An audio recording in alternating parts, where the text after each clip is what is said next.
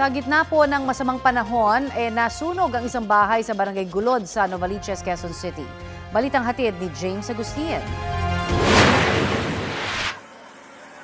Nabalot na naglalagablab na apoy at makapal na usok ang isang bahay sa Barangay Gulod sa Novaliches, Quezon City mag-alas 10:30 kagabi. Pahirapan ng operasyon ng mga bumbero. Ilang segundo lang ang lumipas, lalo pang lumaki ang apoy dahil gawa sa kahoy ang ikalawang palapag ng bahay. Itinaas ng Bureau of Fire Protection ang unang alarma. Nasa 9 na fire truck nilang rumisponde. Nagbayanihan ng mga residente sa pagpapasa ng mga balde para masuplayan ng tubig ang fire truck na nasa unahan. Ang ilang bombero naman gumamit ng hagdan para makapwesto sa ikalawang palapag. Si Lina na nagbabantay sa kanyang tindahan na katapat lang na nasunog na bahay, nasaksihan ng buong pangyayari.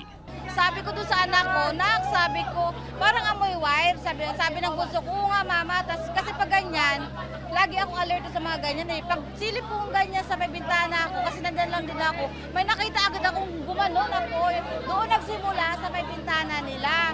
Tapos sumigaw yung anak, ang lakas na. Gumanon na kasi mabilis talaga eh. Agad na nakalabas sa mga nakatira sa bahay. Wala silang naisalbang gamit. Malakas na, hindi na namin alam eh. Basta pagkaano namin, umapoy na. Kaya nagtakbuhan na lang kami, sarili lang namin yung inano namin. Iniimbestigahan pa ng BFP ang sanhi ng apoy at kabuang halaga ng pinsala. Napula ang sunog matapos ang 1 oras. James Agustin nagbabalita para sa GMA Integrated News.